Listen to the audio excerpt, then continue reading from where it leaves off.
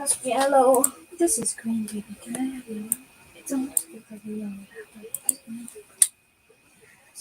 Hey, shalom, everyone. No, this is not my actual living room. However, um, things are a little tight where we're at, so um, just made up a virtual background. So don't mind me as I sip coffee here. Mm, y'all should be used to that by now, sipping coffee.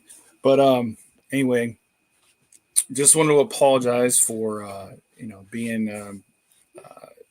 It's been about probably pretty close to a month since we've done any videos. Of course, um, as you know, little Bear of Faith was born to us on 12/12, so she is almost a full month old, um, and definitely a huge blessing, which is what her name means.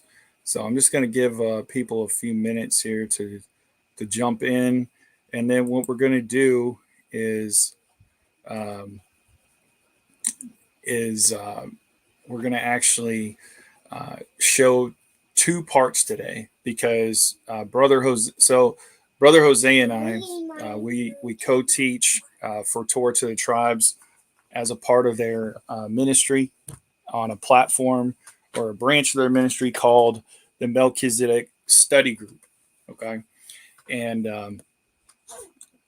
we meet on Friday nights, and our live teachings that we do are on Friday nights via Zoom. Um, so I can drop the links via YouTube and everything like that, and then after I'm done, I can also put them on Facebook as well. But um, so Jose and I just finished up I think we finished with like 8 or 9 parts to the covenants of promise, and we covered a huge, vast variety of the various covenants of promise, as they're mentioned throughout Scripture.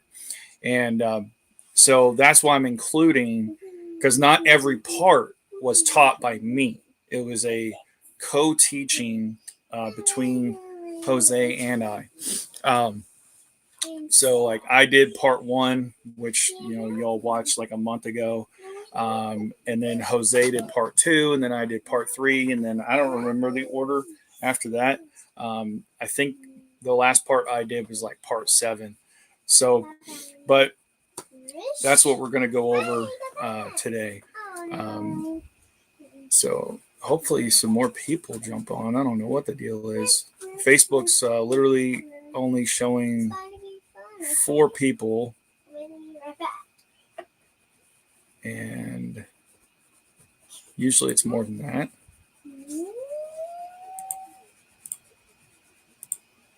So yeah, anyway, good morning to you as you come in. If you're watching a replay of this, you know the drill.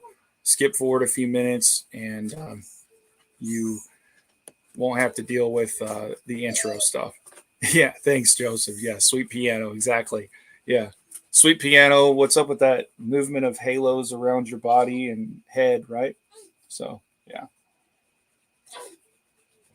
no, yeah. So shalom, Jeremy, shalom, Tammy, shalom, Cindy, shalom, Jessica, shalom, Joseph. Um, yeah, how do you find the study group? So if you go to torahtothetribes.com, I'm going to put it in the .com/connect, and then you'll scroll down to Melchizedek, if I can spell it right, study group.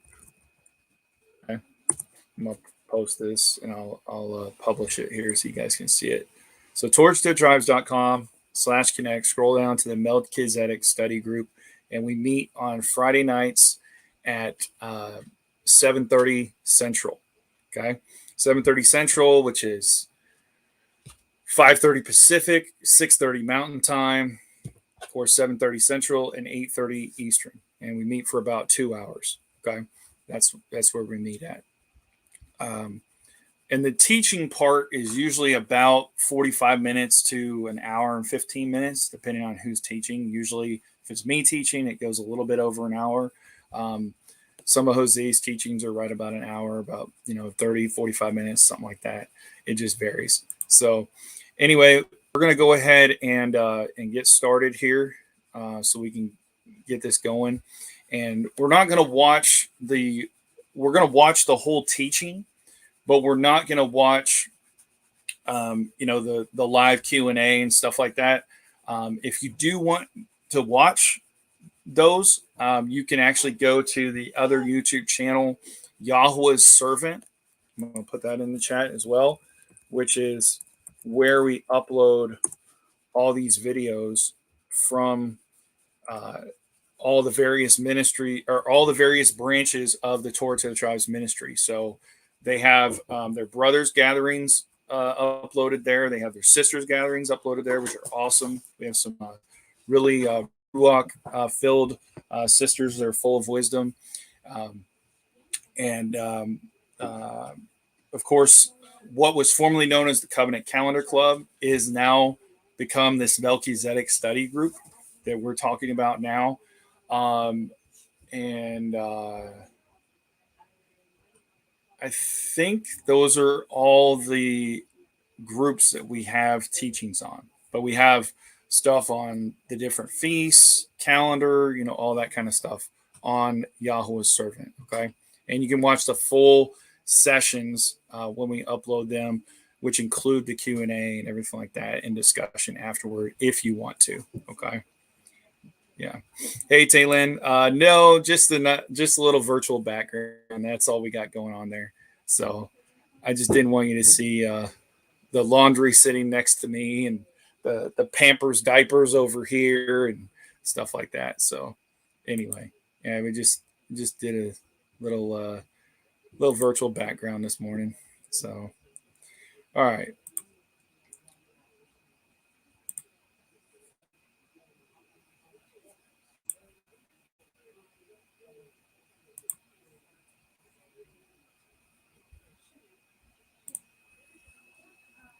All right, so we're gonna start this, and I'm gonna be quiet, and I'm gonna chat with y'all as we watch. Okay.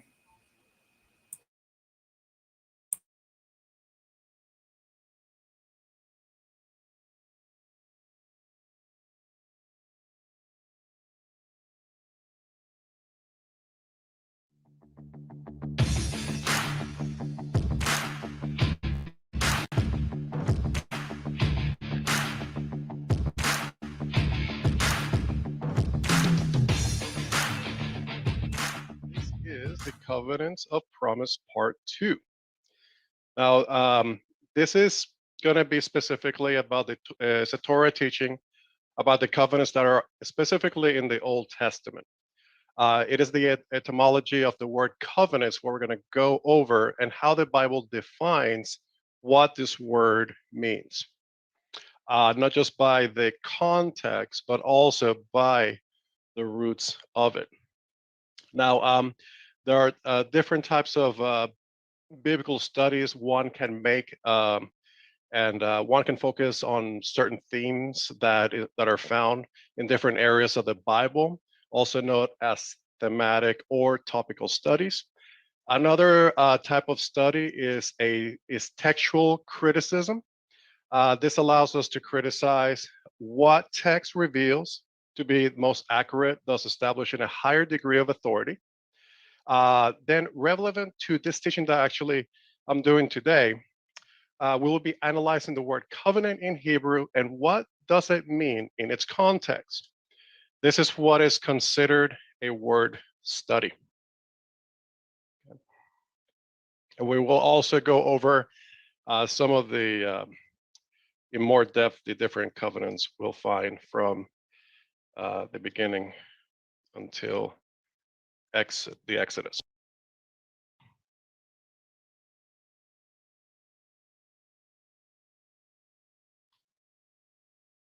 Okay. Now, what is a covenant? Do you know what kind of covenants there are and why they were made? That's a good question, right? Now, let us first begin with what defines what a covenant is. In the Old Testament, according to the King James, it translates this Hebrew word berit in the Strong's H1282 in the following manner: covenant 264 times, league, confederacy, confederate, and so it's mentioned 284 times just in the Tanakh alone. Now, the word berit can also be defined depending on the context as a treaty, pact, formal agreement, solemn promise between two parties. Now, in the New Testament, the KJV translates this Greek word as diathek, in the Strong's G1242, in the following manner: covenant, testament. Okay. Now,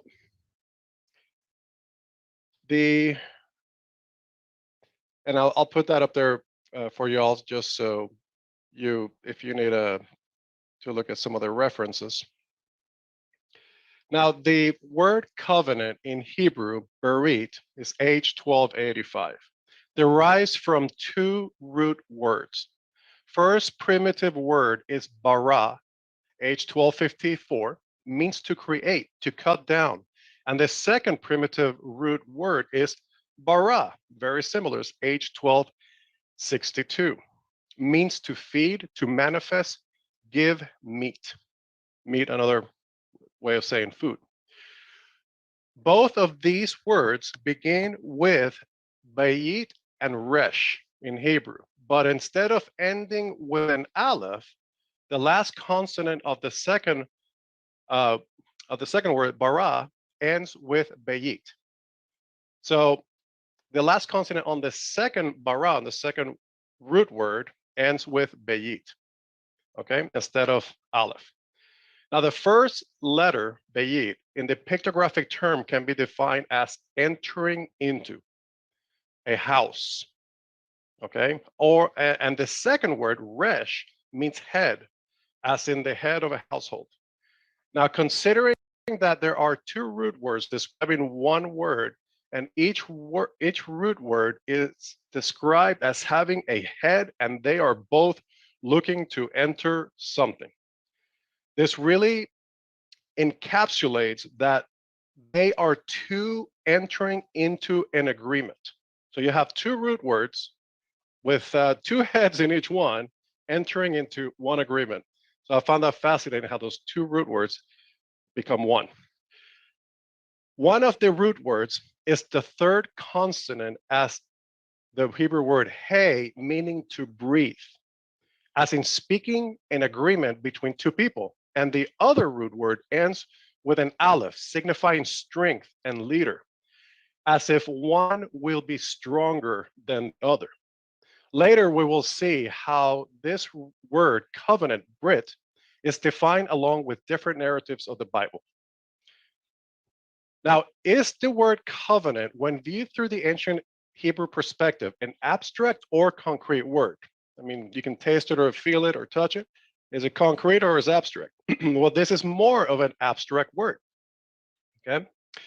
But one can define it as a concrete word meaning meat. Now, the word covenant signifies that there is a meat being given that is cut between two parties. And if someone breaks their part of the oath, then that person or party would need to be cut or divided from him or herself, representing that a penalty of death would be required. As we read in Jeremiah, it explains what the cutting of a calf into attached to a covenant represents. Let us look at Jeremiah 34, 18, 21. So we can get a clearer picture and construct of what the cutting of the calf means when making a covenant. And in Jeremiah 34:18, it reads, "As for the man who violated my covenant by not living up to the conditions of the covenant which they made in the presence when they cut the calf in two and passed between its parts, the leader of Yehuda, the leaders of Jerusalem, the officials and the Kohanim, the priest, And all the people of the land who pass between the parts of the calf, I will hand them over to their enemies, hand them over to those who seek their lives, and their corpse will be their food for the birds and the air and wild animals.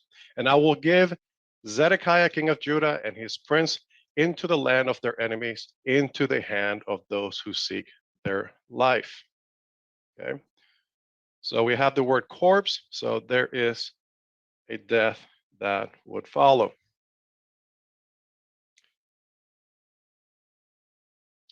Okay, just as it had been done back in Genesis 15, 8 through 17, and I will go over that in just a little bit. Abraham, as you remember, made a sacrifice, and the animals were split in two. Now, before I do get into that, I just wanted to also share Jeremiah 34:8, just to give you the context of what Jeremiah 34:18 that I just read is about. Now, King Zedekiah had made a covenant, a solemn oath ratified with the cutting of the calves with all the people who were at Jerusalem to proclaim liberty to them, that every man should set free his male and female slave after 6 years of labor during their Shemitah. But after we see that this covenant was broken, and because of those who walked between the divided calves had to pay the penalty of death for their transgression, when the landowners of Judah took back their dead slaves after the Egyptian invasion had temporarily lifted the siege of Jerusalem, they broke their solemn oath to Yahuwah and laid themselves open into punishment that led to their death. Okay? So there was a covenant made before all this happened, when they walk between the cut animals. Now, during my research, I found other definitions of how covenants are viewed in the Bible. Okay. A formal agreement or treaty between two parties, with each assuming some obligation. A covenant also might be imposed by a greater power upon a lesser one. The greater power demands loyalty and obligates itself to the protection of the lesser one. Protection over the lesser from the greater is part of the covenant promise. Now, there are covenants imposed by a greater one that obligates the protection of the lesser one, such as Israel and the Gibeonites, according to Josh 9. The request by Jabesh Gilead of the king of Ammon in 1 Samuel 11. And the book of the covenant, even though it was imposed, we find on Exodus 23:20 a description of protection that Israel was to receive, being the lesser, by Yahuwah the greater through his angel and the protection therefrom. And as it reads, I am sending you an angel before you to guard you on the way and bring you to a place that I have prepared. Okay. So doesn't that sound familiar? I'm going to go and prepare a place for you.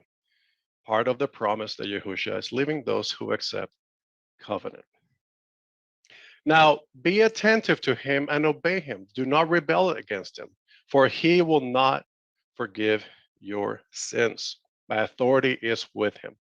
If you obey him and carry out, and all I tell you, I will be an enemy to your enemies and a foe to your foes. Okay. We see that the hand of Yah divinely protecting his covenant people, just as he had promised to Abraham, saying, I will bless those who bless you and curse those who curse you. A covenant that doesn't need two parties to agree is called a unilateral covenant or treaty. For example, Nebuchadnezzar, king of Babylon, imposed Zedekiah of Judah when he put him on the throne in Jerusalem as a king with limited authority, according to Ezekiel 17:11-14. This was an imposed declaration that would allow King Zedekiah to raise himself up, that wouldn't allow King Hezekiah to raise himself up with any power.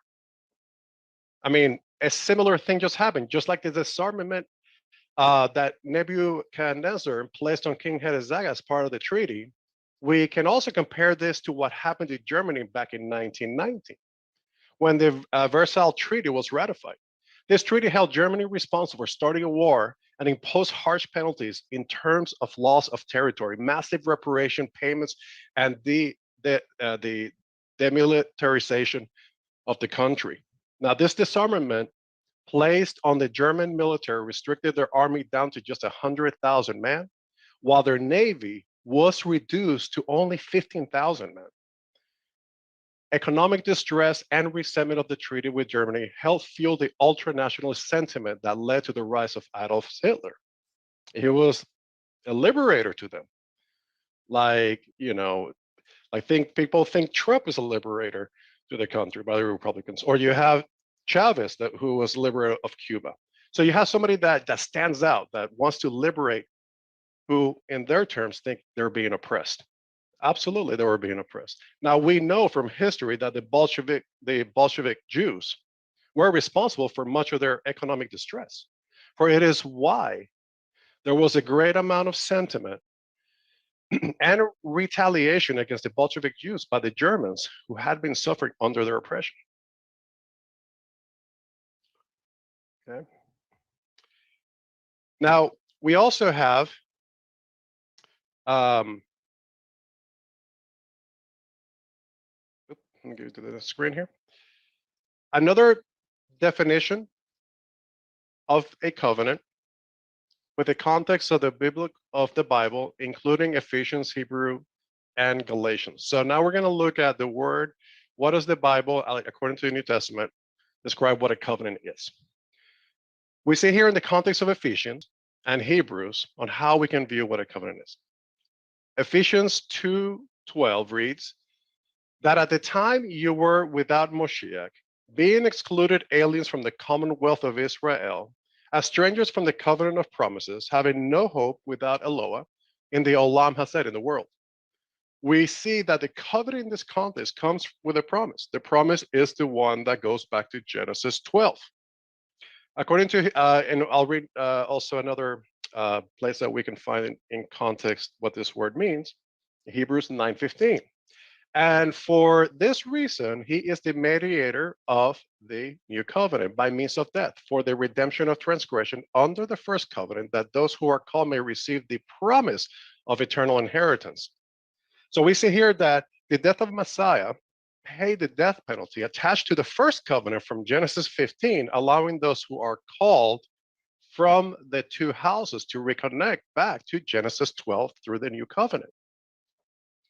Okay, so attached to this covenant are promises. And the third one we have here is Galatians 3:15.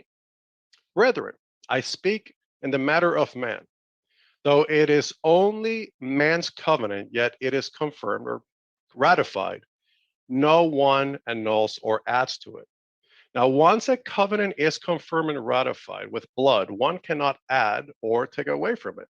This is a stipulation of a covenant that with certainty leads us to understand that the covenant that was ratified at Mount Sinai in Exodus 24:11 was declared complete, and no other law could have been added to it.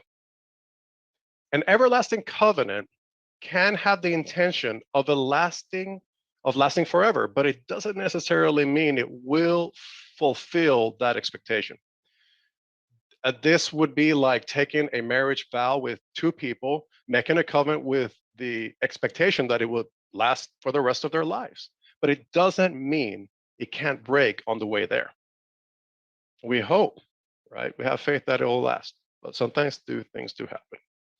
Now, take, for example, the covenant of Abraham made with Yahuwah. There was a death penalty attachment to the covenant, and that was broken. Then it would last forever. Because why? Because if there is a transgression involved, then all of a sudden that covenant wouldn't be a covenant forever anymore.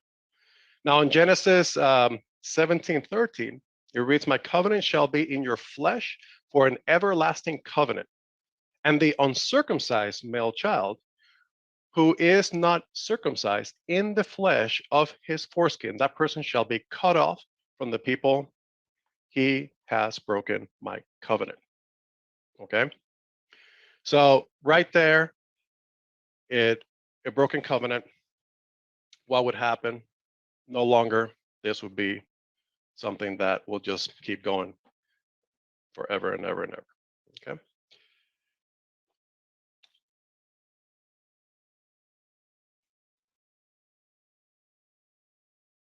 I think I went back. Whoop.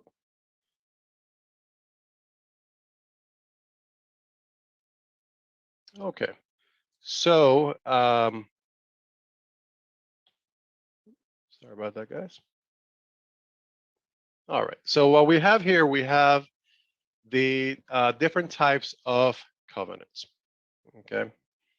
Now there are some covenants made between people, and there are some covenants that were made between Elohim and man. Now, what are just some of these covenants between people? Okay.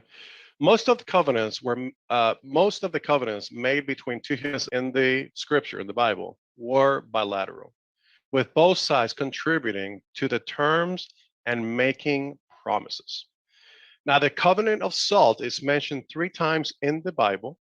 The purpose of salt was to make something taste better and to make some foods even last longer. Because salt was employed as a preservative, its use in the covenantal context also emphasized the expectation that the covenant will last for a very long time.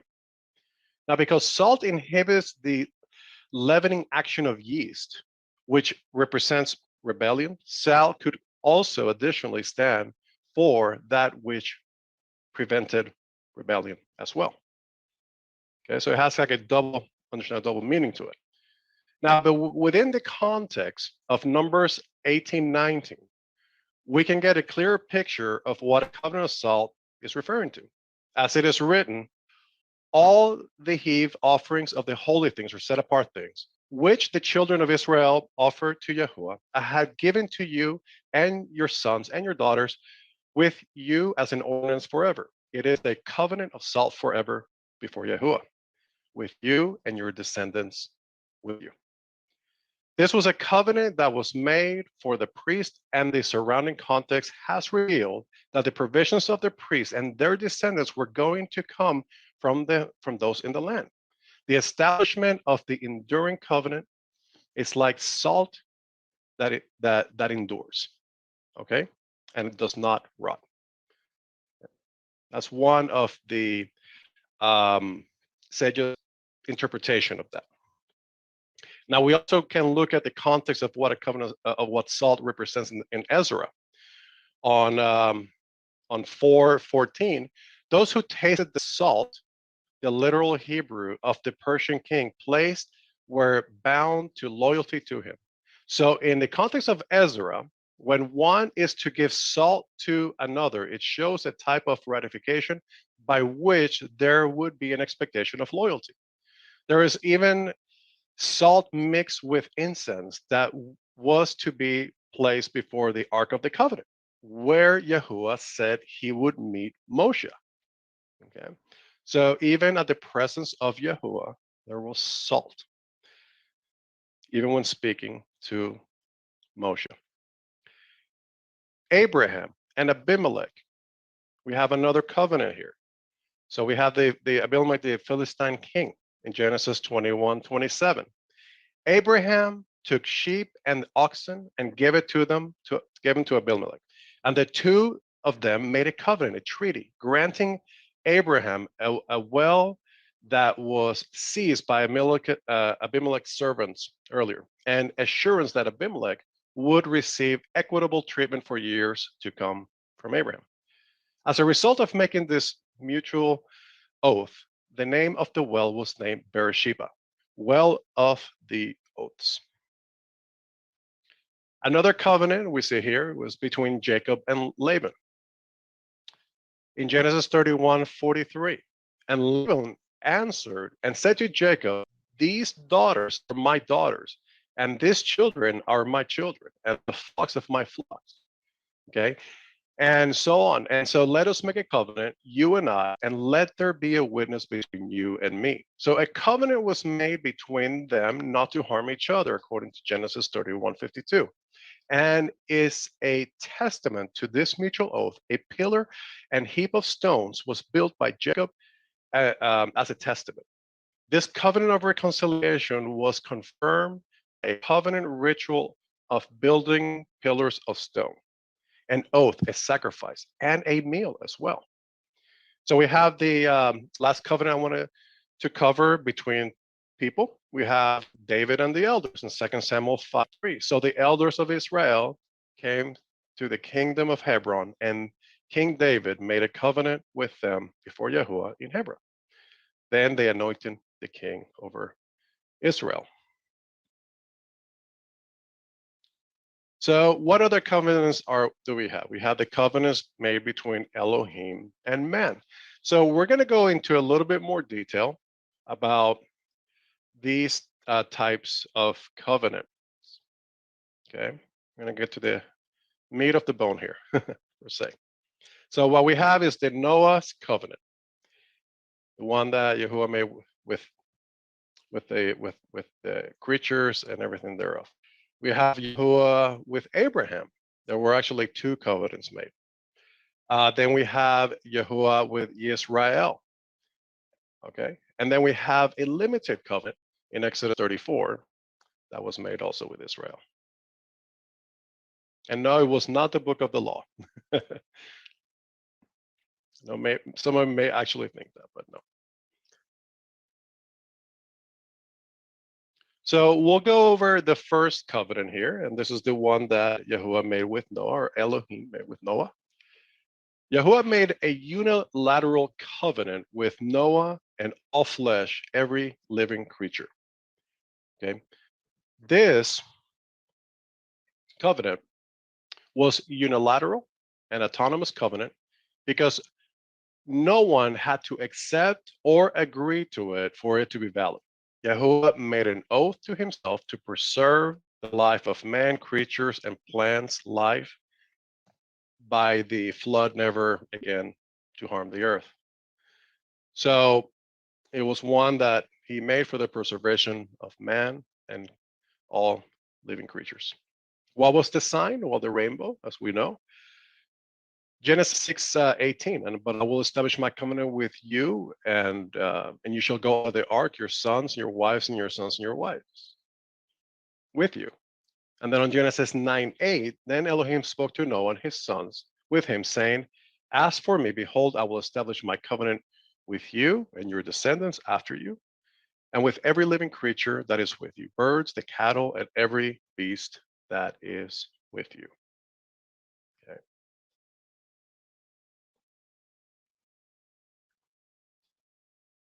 All right, so we're going to go ahead, and the second covenant we see in the Old Testament is the first covenant Yahuwah made with Abraham. Okay. Now that is in Genesis 12. Now this was a unilateral and unconditional covenant. Now this covenant is unconditional in the sense that Yahuwah's promise here is not contingent upon human response or behavior. Yahuwah is making an oath with himself, and no blood was needed, making it a covenant unconditional and unilateral. Hebrews 6:13 reads, for when Yahuwah made a promise to Abraham, because he could swear by no greater, he swore by himself, saying, surely blessings I will bless you, and multiply I will multiply you. And what we have here, we have a proposal. Okay. Now, even though it was no one higher than himself, there was still a proposal given to Abraham, according to Genesis 12. And I will make you a great nation. I will bless you. Now, that word Barak, H1288, is very important. I will go over that a little bit more because there were some discoveries that you can see how that word had always to do with the multiplication of Yahuwah's chosen people.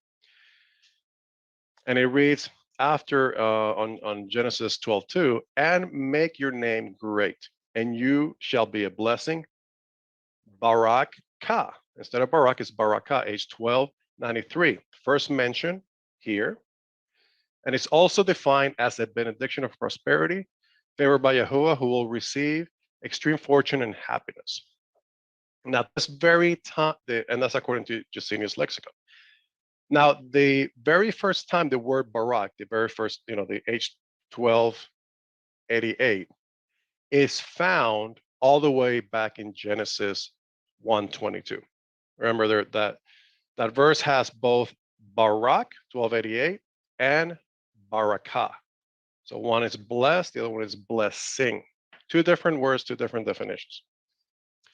Now, like I said, it's first mentioned in back in Genesis 1:22, which reveals the original intention and blessing for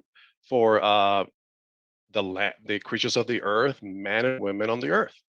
Genesis 1:22, and Elohim blessed them, be fruitful and multiply, and fill the waters of the sea, and let the birds multiply on the earth.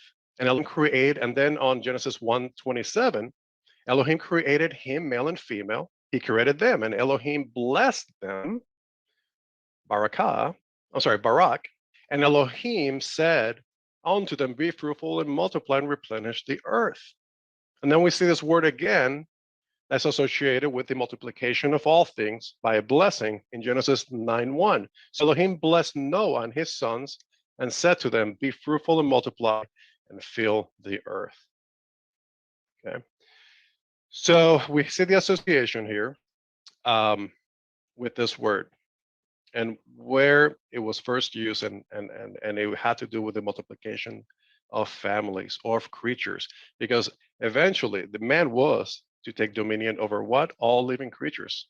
So Yahuwah first blessed the living creatures that, they were named by Adam, and then we took dominion. We're supposed to take dominion over. Now, Noah was blessed by this multiplication of his family. The Father made man and woman so to multiply. It is written, I will bless those who bless you, and I will curse those who curse you. And all the families of the earth shall be blessed. Now, there are many reasons why Yahuwah had to give protection to Abraham and his descendants. They were living under a kingdom of the world where some were lawless, like the Amorites. Now, all covenants of promises, all covenants of promise, okay, derive from this unconditional Genesis 2:12 covenant, according to also Hebrews 9:15. And also we look at Luke, and this also attaches to Genesis 12. Luke 1, chapter 1, verse 72. To perform the mercies promised to our fathers and to remember his holy covenant, the oath which he swore to our father Abraham. So he took an oath by no one greater than himself.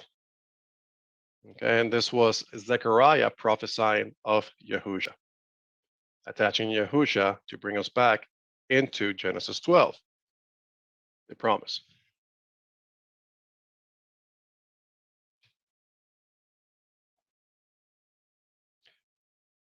Okay.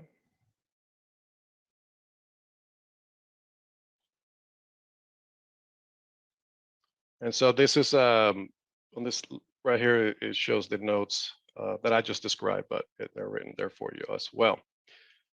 Okay, so we'll go ahead and go to the next covenant, which is also made with Abraham. We have here in Genesis 15. Now, there are four things that must be present and must connect back to Abraham for it to be a covenant of promise. Now, this covenant on Genesis 15, it is the guarantee of the covenant made on Genesis 12. This type of covenant is bilateral and conditional covenant. Now, this type of covenant would need to have some type of a hypothetical situation as a conditional attached to the agreement. If one can find words if or when in an agreement, that would make it conditional. Like if you do this, then I'll give you this. That makes it conditional. Okay. We also have a death penalty attached to this. And then we have the sign of circumcision, okay, which these two are connected, the penalty and the sign. The circumcision is, of course, seen in Genesis 17.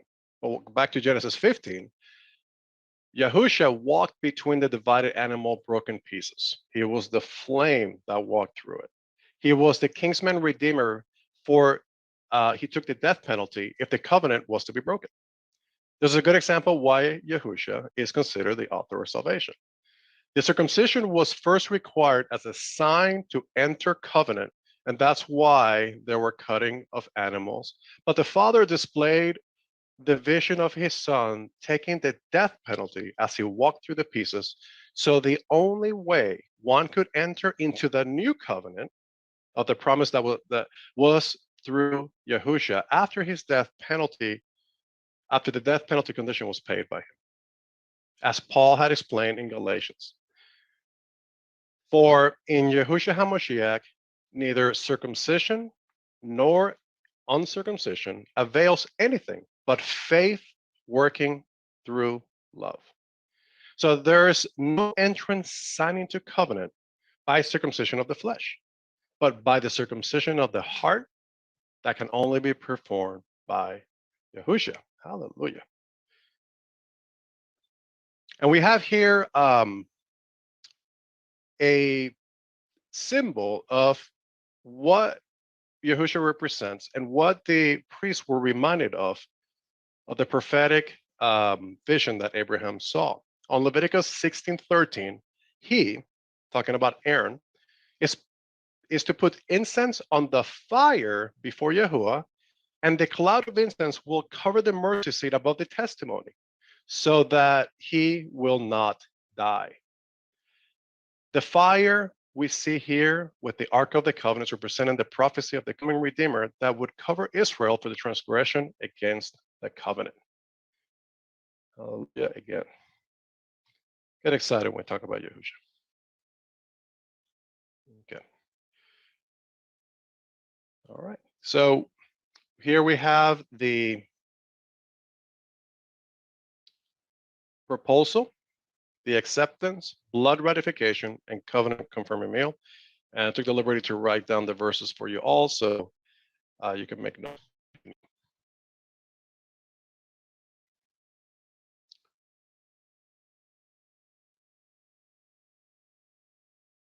All right. So now we have the covenant promise made with Israel.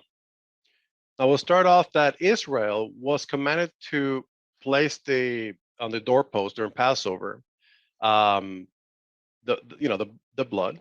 Okay, leaving Egypt, the inheritance of the promise was to and that what spoke to Abraham 430 years earlier, when the covenant was ratified with blood.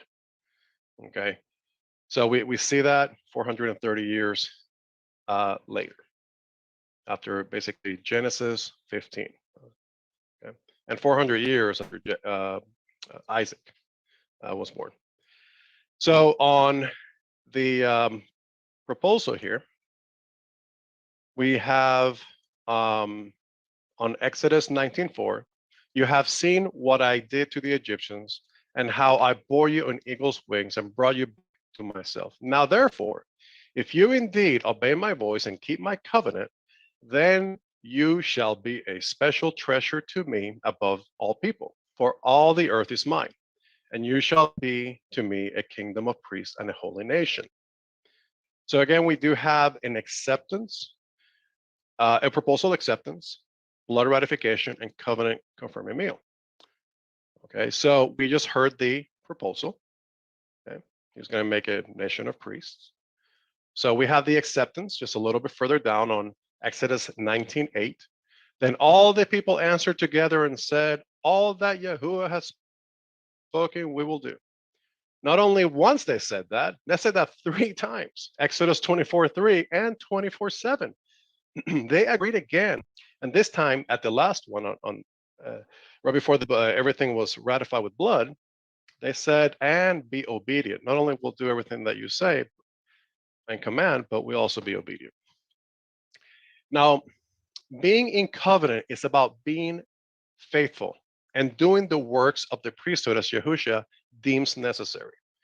You can see this in the covenant after Yahushua reminded Peter that he needed to love him if he was going to be employed as a faithful servant to do the good works of the kingdom. Three times, he needed to say he loved them. This reminds us what Paul wrote in Galatians 5:6. For in Yahushua HaMashiach, neither circumcision nor uncircumcision avails anything, but faith working through what? Love. Faith to do what you're told through what? Love. Now, Yahuwah wanted to put this new covenant in our hearts. Okay, so by Peter's own words and conviction, he was willing to do that. What Yahushua commanded him from a circumcised heart and out of love. So we also had the blood ratification. We see this in 12:8. And Moshe took the blood and sprinkled it on the people. We also have the covenant confirming meal, Exodus 24:11. So they saw Yahuwah and they ate and drank. And the good thing is that they didn't die. and and after this, pretty much nothing else was added after 24:11. As it reads on Deuteronomy 5:22, Moshe said, "These words Yahuwah spoke to all of our assembly in the mountains from the midst of the fire, the cloud and the thick darkness and the loud voice," and he added no more.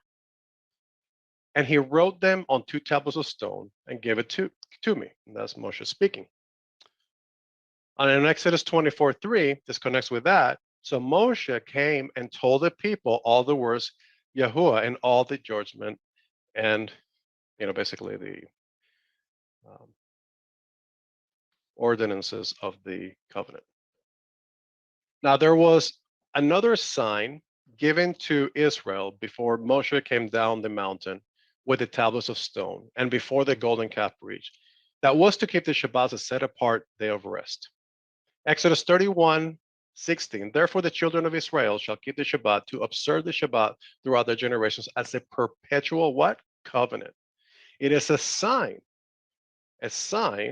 between me and the children of Israel forever. For 6 days, Yahuwah made the heavens and the earth, and on the seventh he rested and was refreshed. And when he had made when he had made an end of speaking with him on Mount Sinai, he gave Moshe 2 tablets of stone of the testimony, written by the finger of Elohim. Okay? And then on Exodus 31:32, we see that there was the breach of the golden calf. So we are just a couple of more slides.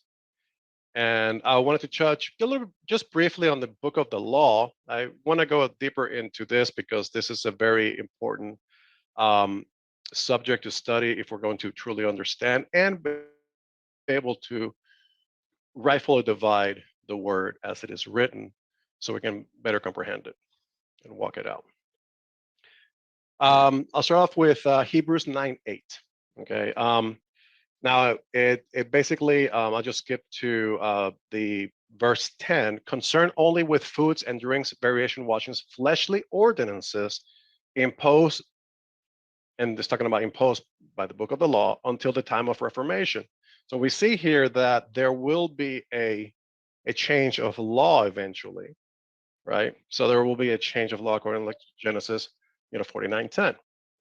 And if the book of the law was ratified, then why in Joshua, more commandments were added to the book of the law?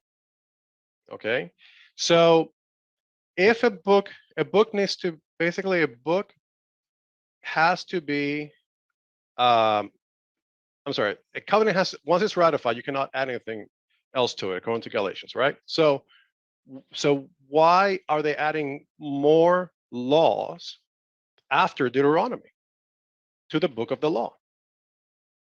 Okay, because it wasn't ratified. It goes beyond. It goes from 24:12 and then beyond Deuteronomy into the book of Joshua. Because in Joshua 24:26, it reads, Joshua wrote the words in the book of the law, in this book of the law. And he took a large stone and he set it up under an oak tree that was, by the sanctuary of Yahuwah. Okay, so he wrote his words in the book of the law. Okay, so he added to it. Now, since one cannot add to the covenant, according to Galatians 3:15, then all the laws that preceded the book of the covenant cannot be a covenant. Okay, makes sense. During the Levitical priesthood, there was no covenant made that was ratified with blood until Moshiach was delivered up to the tree. Now, the book of the law is synonymous with the book of the law of Moses, but it is not a covenant. The book of the law does not have the same stipulations as a covenant, and there is no agreement from Israel. It was imposed. Yahuwah didn't engage with them. In addition, there was no confirming meal nor a blood ratification. And in Galatians 3:10, it reads, "For as many as are of the works of the law are under a curse, for it is written, cursed is everyone who does not continue in all things which are written in the book of the law to do them." There's a distinction because there's a lot of curses in the book of the law to work in the covenant. There's only, I believe there's one limited one, and that has to do with honoring your father and mother. So we have in Hebrews 7:11, and it reads, "Therefore, if perfection went through the Levitical priesthood, for under it the people received the law, what further need was there that another priest should rise according to the order of Melchizedek, and not according to the order of Aaron?" Okay, two distinct priesthoods, and there, of course, there has to be a change of law because of it, according to Genesis 49:10. All right, and that was already prophesied. And we have also in Ezekiel 20:23, just to cement this in, "I also raised my hand in an oath to those in the wilderness, that I would scatter them among the Gentiles and disperse them throughout the countries, because they had not executed my judgments, but had despised my statutes, profaned my Shabbats, and their eyes fixed on their fathers' idols. Therefore, I will also give them up to statutes that were not good, and judgments by which they could not live." Okay? So right there you have it, by Yahuwah's own words. Okay, so as we finish this up here, we have a limited, covenant, but it's not a covenant of promise. And this was had to do with the limited land expansion and stewardship of the land in Exodus 34. Okay, so as we know, the covenant was broken. Circumcision, they didn't have circumcision for 40 so years. But once they entered the land, what did they do? The first thing they did was get circumcised, according to Joshua. Okay, and we have there's actually 5 covenants of promise. I only touched up on 3, the ones that are found in the Old Testament, but there's one that already was made by Yahusha, but there will be another one in the future that's coming. So there'll be a total of 5, and for that we are blessed. So the 3 that we know of and we went through today is the first 2 that were made to Abraham. Also, Yahuwah with Israel.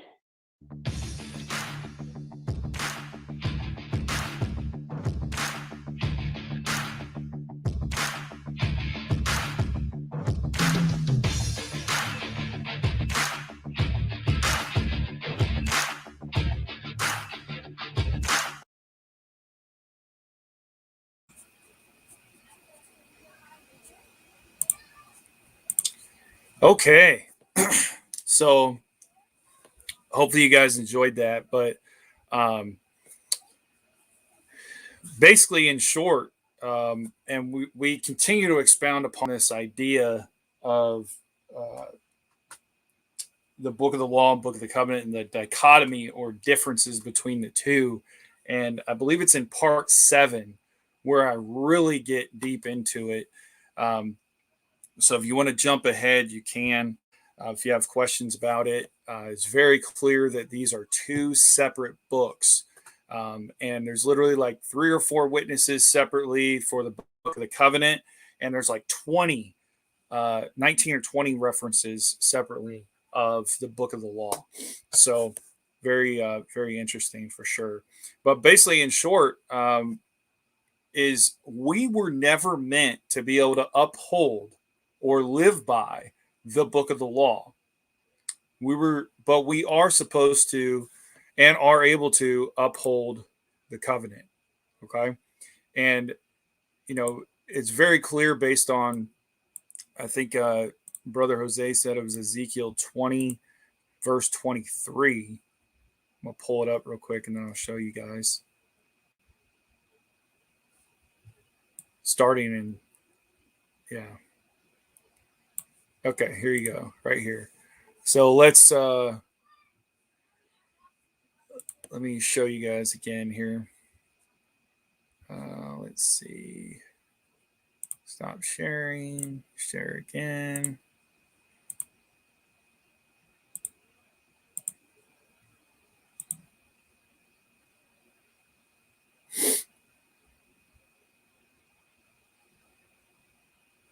Nope, that's not working.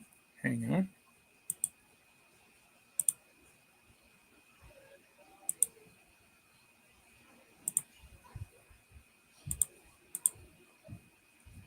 Okay, I guess we'll go entire screen. For some reason, it's not letting me share the windows, and it used to be able to. But, all right, so let me just make sure you guys can see what we're talking about here. There we go. Okay, so you can see it. So this is the verse that Brother Jose was talking about. And if you look at the context of Ezekiel 20, you'll see what he was talking about. So he said, "But the children rebelled against me," in verse 21. "They did not walk in my laws, my right rulings. They did not guard to do them, or keep." That's another word for keep, like as in keeping Shabbat, keeping the feast, "which if a man does, he shall live by them. They profaned my Sabbaths, so I resolved to pour out my wrath upon them, to complete my displeasure against them in the wilderness." Okay, this is why they died in the wilderness, because they broke the covenant. And then, it goes on with the report of the spies that went into the land, and gave the evil report, and the people rebelled, and et cetera, and a bunch of people died in the wilderness. And everyone who was 20 years or older, including Moshe, because even Moshe, except for 2 people, Joshua and Caleb. Those are the only 2 who left Egypt and went into the promised land. Everyone else died. They perished. Okay. But I held back my hand, verse 22. "But I held back my hand and acted for my name's sake, not to profane it before the eyes of the Gentiles, the nations, before whose eyes I had brought them out. Also I lifted my hand in an oath to those in the wilderness, to scatter them among the Gentiles, among the nations, the 12 tribes scattered abroad throughout the land, disperse them throughout the lands, because they had not done my right rulings, and they rejected my laws, and they profaned my Sabbaths, and their eyes were on their fathers' idols." Okay. Verse 25, very important right here. "And also I gave them up to laws that were not good, and right rulings by which they would not live." Okay. And there's a footnote there for Psalm 81:12, Isaiah 30, verse 28, Acts 7:42, Romans 1:24 through 28, and 2 Thessalonians 2, verse 11. But we can clearly see here that he gave them up to statutes not good, judgments by which they could not live. Okay? That's what we're talking about here, is that the book of the law was never intended to be lived out fully. Okay? We were designed to live under covenant. So anyway, let's continue again here.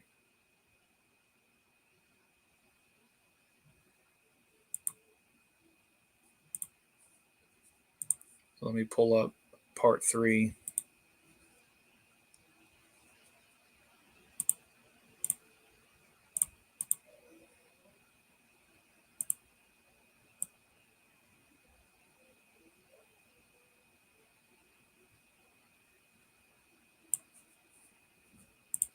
All right, so this is going to be part 3. So give me 1 second. I want to see if it's going to let me do this or if I have to do.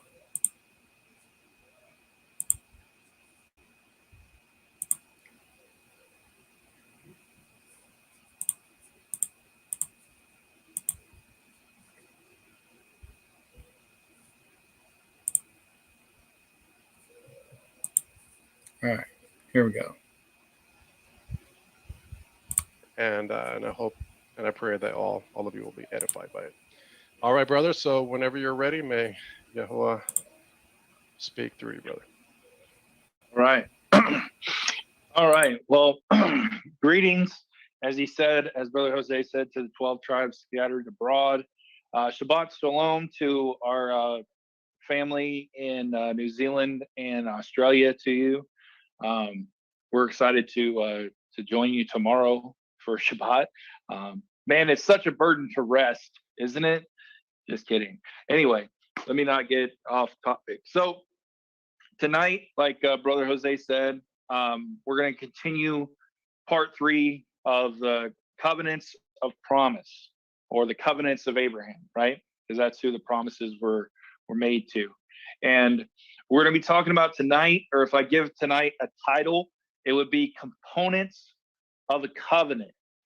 But we're also going to be talking about the 2 covenants that Galatians 4 talks about. So we're kind of going to be jumping around a little bit. So I hope you have, your notepad, your pencil, your pen, and most of all your Bible as well, or your scriptures, whatever word you prefer, because we're definitely going to be jumping around a little bit, and just kind of using the whole counsel of Scripture to really just tie everything together. Okay, so let's start in Galatians 3. Okay. And at first, I'm just going to kind of read through it, and then we're going to, kind of break it down, right? So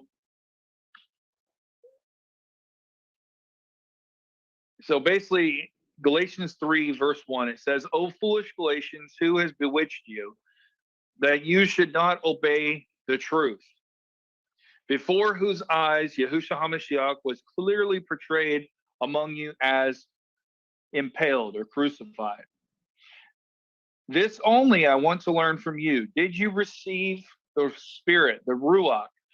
Did you receive the Spirit by the works of the law, or by the hearing of faith? Are you so foolish? Having begun in the Spirit, in the Ruach, are you now being made perfect by the flesh? Have you suffered so many things in vain, if indeed it was in vain? Therefore, he who supplies the Spirit to you and works miracles among you, does he do it by the works of the law, or by the hearing of faith? Just as Abraham believed Elohim, and it was accounted to him for righteousness. Therefore, know that only those who are of faith are the sons of Abraham. So if you are a son of faith, or if you are of faith, then you are a son of Abraham or daughter of Abraham, of course, right? And the scripture foreseeing that Yahweh would justify the Gentiles or the nations by faith, preached the gospel, the Besorah, to Abraham beforehand, saying, in you all nations shall be blessed. And we covered this in part 1, where we went over Genesis 12, 15, and 17, right? So then, those who are of faith are blessed with believing Abraham. So verse 10. So it says, for as many as are the works of the law are under the curse. For it is written, cursed is everyone who does not continue in all things which are written in the book of the law. Notice it says book of the law. It doesn't say book of the covenant. Am I correct? Right? Book of the law, to do them. That's a quote from Deuteronomy 27, verse 26. But that no one is justified by the law in the sight of Elohim is evident, for the just shall live by faith. Habakkuk 2, verse 4. Yet the law is not of faith, but the man who does them shall live by them. Leviticus 18, verse 5 is where that quote is from. Messiah has redeemed us from the curse of the law. Very important.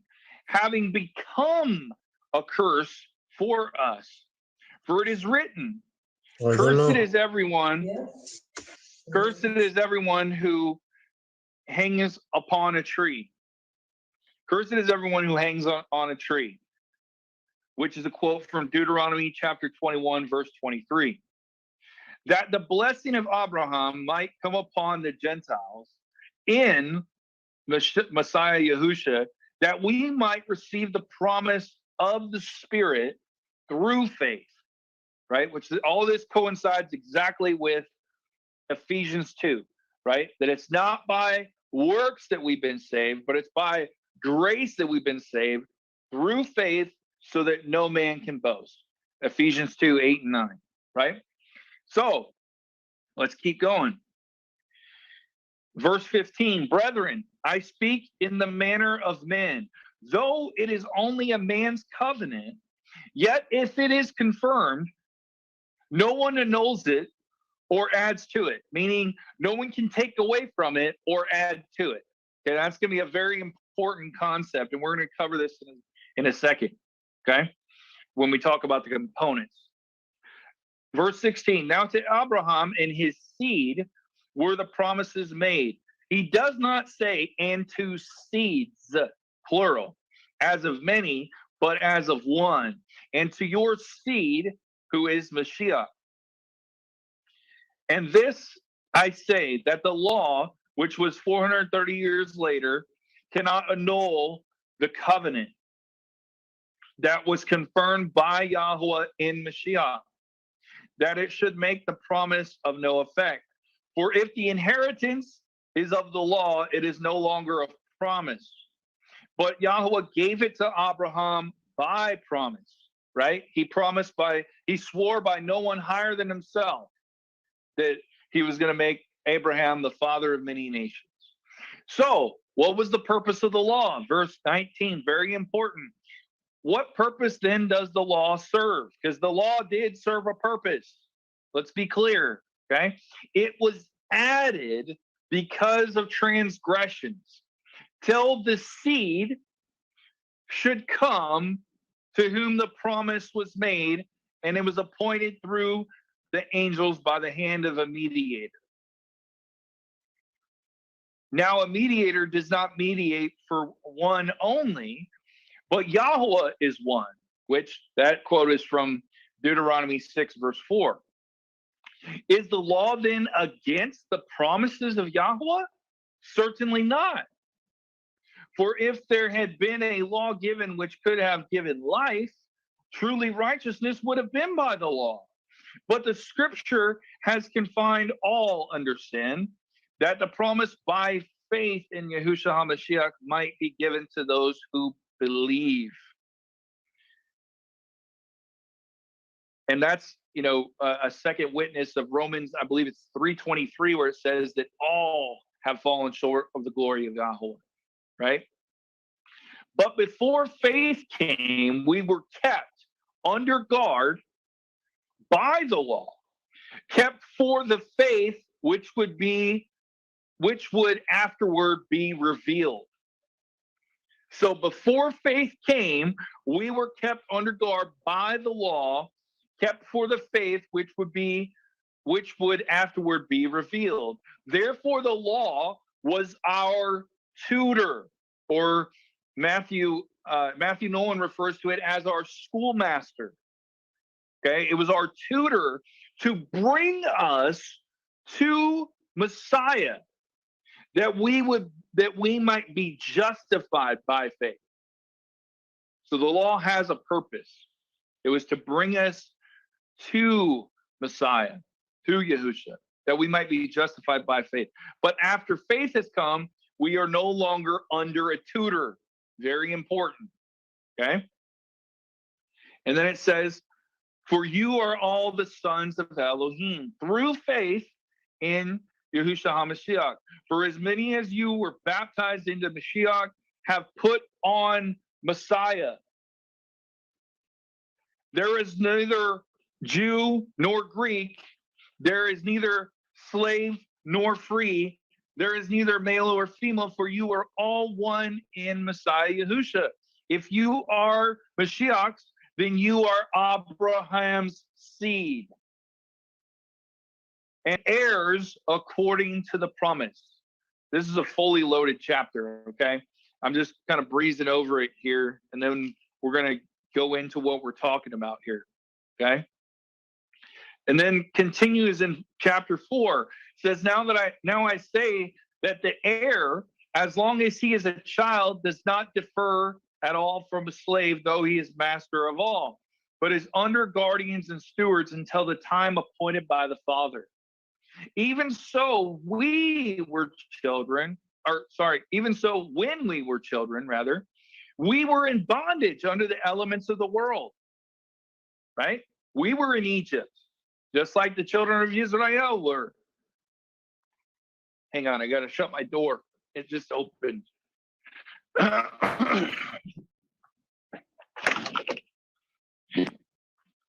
Just like the children of Israel were. Let's see. But when the fullness of time had come, Yahweh sent forth his son, born of a woman and born under the law. So Yahushua HaMashiach was born under the law. He was born under the book of the law. That's why he had to do everything by the book, pun intended, okay? He followed the entirety of Torah, okay? From Genesis 1:1 through whatever it is, Deuteronomy 34. I might be wrong on 34, but I apologize. But the end of Deuteronomy, okay? That's why he wore seats, okay? I don't want to get off on that topic, but that's why he wore them, is because he was under the law, all right? To redeem those who were under the law. So why did he come under the law? For a purpose, to redeem those who were under the book of the law. We'll get to that in a second. All right? That we might receive the adoption as sons. And because you are sons, Yahweh has sent forth the spirit of his son into your hearts, crying out, Abba, Father. There's another verse that talks about this. I think it's in Ephesians, where it talks about we have not received, it's not a spirit of fear and power and sound mind, not that one, but it's another, I think it's the spirit of orphanage or something like that, but it's a spirit of adoption. And by that we cry out, Abba, Father, right? So, so verse 7, now therefore you are no longer a slave, but a son or daughter, and if a son, then an heir of Elohim through Mashiach. Right? Now let's skip down to the two covenants, is what my headline says. Verse 21 of chapter 4. Tell me, you who desire to be under the law, do you not hear the law? For it is written that Abraham had 2 sons, one by a bondwoman and the other by a free woman. But he who was of the bondwoman was born according to the flesh, right? We talked about that in part 1 as well. And he of the free woman through the promise. Which things are symbolic? For these are 2 covenants. The one from Mount Sinai, which give birth to bondage, which is Hagar, representation of Hagar. For this Hagar is Mount Sinai in Arabia, corresponds to Jerusalem, which now is and is in bondage with her children. But the Jerusalem above is free, which is the mother of us all. For it is written, rejoice, O barren, you who do not bear, break forth and shout, you who are not in labor. For the desolate has many more children than she who has a husband. And that is from Isaiah 54, verse 1. Now we, brethren, as Isaac was, are children of promise. But as he who was born according to the flesh then persecuted him who was born according to the Spirit, even so it is now. Nevertheless, what does the scripture say? Cast out the bondwoman and her son, for the son of the bondwoman shall not be heir with the son of the free woman. So then, brethren, we are not children of the bondwoman, but of the free. All right. Wow, that was a lot. So why did I say all that? Well, let's flip to John 15, verse 14 through 15.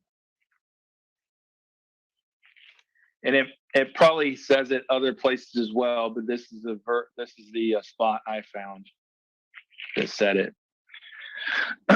So this is John 15. This is where Yahushua's talking about, I'm the vine, you are the branches, et cetera, right? And he talks about in verse 14, you are my friends if you do whatever I command you. So it's conditional. You are my friends if you do whatever I command you, right? Verse 15, no longer do I call you servants, for a servant does not know what his master is doing. But I have called you friends, for all things that I heard from my Father I have made known to you. Right? So there's a difference there. Just like Abraham, he was known as the friend of Yahweh. Right? That's why he knew Sodom and Gomorrah was going down before Lot did, who was in Sodom and Gomorrah. Make sense? So there's a position change. No longer do I call you servants, right? Which servanthood has to do with slavery, has to do tying into those 2 covenants, right? No longer do I call you servants, no longer do I call you slaves, but I call you my friends. Okay? That's why we're talking about this. And I would encourage you to really dive into, because Galatians 3 and 4, there's a lot of meat there to unpack. And maybe that's for another time, but I wanted to start there just so we could understand the purpose. And we're going to, flip back and forth, because we're going to talk about the purpose of the book of the law and the difference of the covenant, right? So we're going to answer the question, are the book of the law and the covenant, or the book of the covenant rather, synonymous? Are they the same? Or are they 2 separate books? That's what we're going to talk about, okay? So we're going to be flipping back and forth between Exodus and Galatians here, Galatians 3. So stick a little bookmark in Galatians 3, because we'll be back there, okay? Because like I said, we're going to use the whole counsel of Scripture here to help us out. So let's go to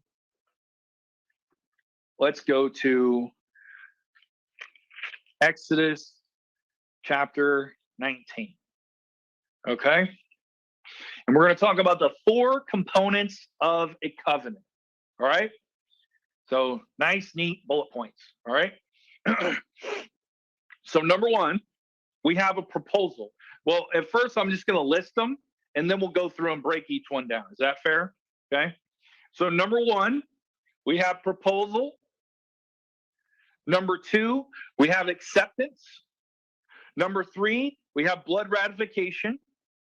And number 4, we have a covenant confirming meal. So I'll say those again. The 4 components of a covenant are proposal, number 1, acceptance, blood ratification, and a covenant confirming meal. All right. So let's dive in and see where we see this. Okay. Where we see this at. So let's look at Exodus 19, verse 5 for the proposal. Okay. So Yahweh says, so proposal, just make sure we're all on the same page, right? So what day is it today? Like the 14th? I don't remember what day it is. I think it was yesterday, though, was the 11th. Yeah, yesterday was the 11th. Sorry. I'm out of my zone. Some days I forget what day it is. But, yesterday, Stephanie and I celebrated the anniversary of when we got engaged, when we became, betrothed, when I proposed to her. Okay. And I'm using this as an example because Ephesians 5 talks about that every marriage is representation between Messiah and his bride. All right. But anyway, a proposal, simple as, will you marry me? A question is asked. Acceptance, yes, I will. Or when you do your vows, you say, I do, right? So proposal, will you marry me? Acceptance, yes. Simple, right? So proposal, let's look at Yahweh's proposal to Israel, to the 12 tribes. Now, therefore, if you will indeed obey my voice and keep my covenant, then you shall be a special treasure to me above all people, for all the earth is mine. All right.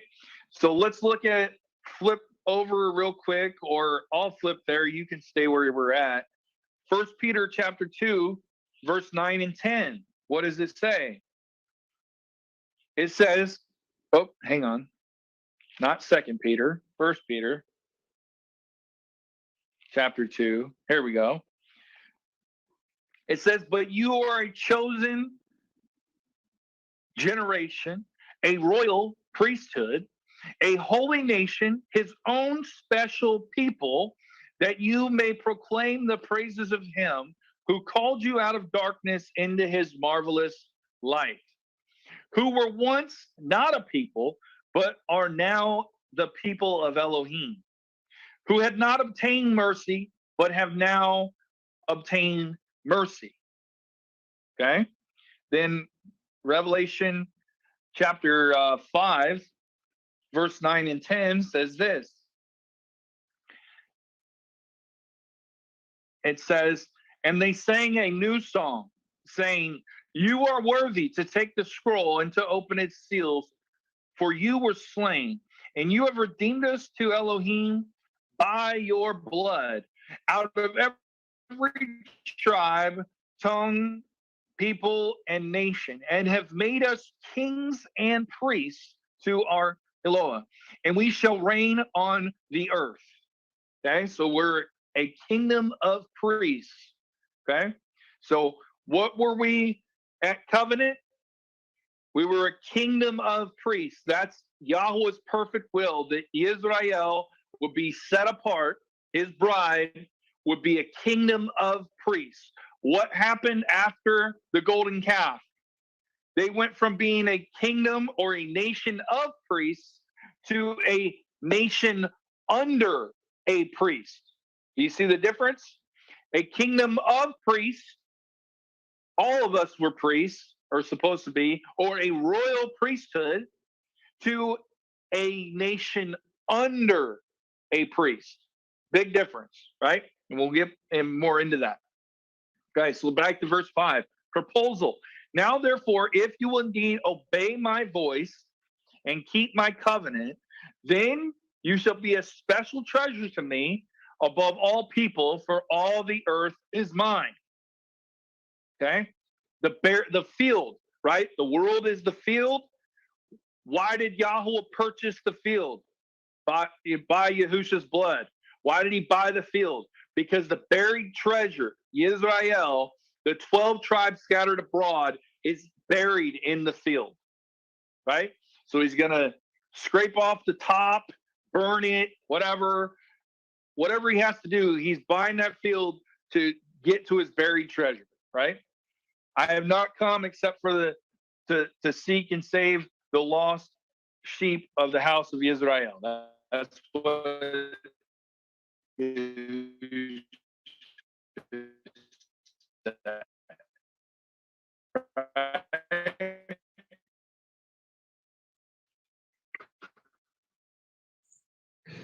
You're breaking up, brother. now, verse 6, and you shall be to me a kingdom of nations. These are you shall speak to the devil. Uh-oh.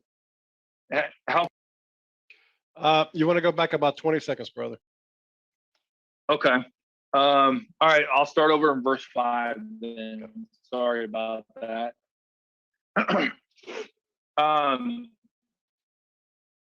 So going back to verse 5, back to the proposal. Now, therefore, if you will indeed obey my special treasure to me above all people, for all the earth is mine. And again, I referenced where Yahusha talked about the parable of the field, where he bought the field because there was a buried treasure in the field. And Israel is the buried treasure that's in the world, the 12 tribes scattered abroad. Verse 6, and you shall be to me a kingdom of priests. Not a kingdom under a priest, not a nation under a priest, but you shall be to me a kingdom of priests and a holy or Kodesh or set apart nation. These are the words which you shall speak to the children of Israel. Okay. So verse 7, so Moshe came, called for the elders of the people, and laid before them all the words which Yahweh commanded him. And what did they say? In verse 8, before they even heard the terms and conditions, right? Verse 8, then all the people answered together and said, all that Yahweh has spoken, we will do. Okay? Proposal, verse 5, first acceptance, verse 8. Okay? So the second component we talked about is acceptance. Yes. Will you marry me? Yes, I will marry you. Okay? That's what happened here. Yahweh proposed, Israel accepted. Verse 8, all that Yahweh has spoken, we will do. All right? And actually, they say it more than once. And we're going to cover, I think I got all these times, but if I didn't, we can discuss it at the end and make sure we get them all. But we have the first time that they accept, I just read it, Exodus 19, verse 8. The second time they accept, we flip through after he gives them the terms of the covenant to Exodus 24, verse 3. Right? And he says, so Moshe came and told the people all the words of Yahweh and all the judgments. And all the people answered with one voice, so they were in unity, and said, all the words which Yahweh has spoken, we will do, or which Yahweh has said, we will do. Okay? That's the second time they've accepted. All right? So next in verse 7, it says in verse 7, and he took the book of the covenant. Was it the book of the law? Nope. Says right here, it's the book of the covenant. All right. So don't get mad at me for those who are talking about that the book of the law and the book of the covenant are one and the same. It says right here, it was the book of the covenant, right? Just like it was the Ark of the Covenant. Was it called the Ark of the Law? Nope. It's the Ark of the Covenant. Why was it called the Ark of the Covenant? Because the book of the covenant was in there. Pretty simple, right? Anyway, then he took the book of the covenant and read in the hearing of the people. And they said, all that Yahweh has said, we will do, and be obedient. So they actually added to it this time. So not only did they say for a third time, all that Yahweh has said we will do, now they added, and be obedient. Kind of redundant, honestly, right? So that's 3 times that acceptance was made, right? Proposal, acceptance, all that Yahweh has said we'll do, right? So let's talk about the third. The third component of this covenant is blood ratification. Okay? Blood ratification. So jump back up to verse 5. So it says, then he sent young men of the children of Israel who offered burnt offerings and sacrificed peace offerings of oxen to Yahweh. And Moshe took half the blood and put it in basins. Put it in basins, and half the blood he sprinkled on the altar. Verse 7, we just read it. Then he took the book of the covenant and read in the hearing of the people, and they said, all that Yahweh said we will do, and be obedient. And Moshe took the blood and sprinkled it on the people and said, this is the blood of the covenant which Yahweh has made with you according to all these words. This is the blood ratification right here, the shedding of blood, right? Because the book of Hebrews says that without the shedding of blood, there is no remission of sin, right? So, and then the last part, is jump down to verse 9. So it says, then Moshe went up also with Aharon, Nadab and Abihu, and the 70 elders of Israel, and they saw the Elohim of Israel, and there was under his feet as it were a paved work of sapphire stone. And it was like the very heavens in its clarity. But on the nobles of the children of Israel, he did not lay his hand. So they saw Yahweh, and they ate and drank. Okay? So the fourth component is a covenant confirming meal. So you have proposal, 1, acceptance, yes, blood ratification, covenant confirming meal. Okay? So this is the fourth component right here is verse 11. But on the nobles of the children of Israel, he did not lay his hand. So they saw the Elohim, so they saw Yahweh, and they ate and drank. Make sense? Okay? So now this is very important. Let's flip over to Galatians 3. Flip back to Galatians 3. Okay?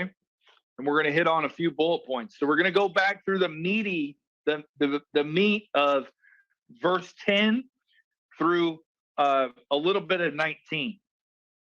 Okay? We're not going to go line by line all the way through it, but we're going to talk about some key components here.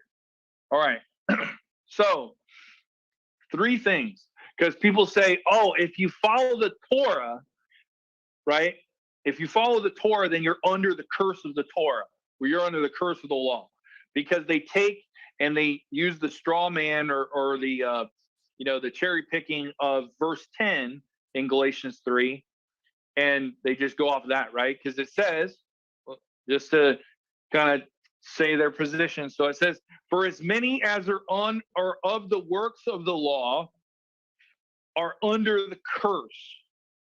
For it is written, cursed is everyone who does not continue in all things which are written in the book of the law. to do them.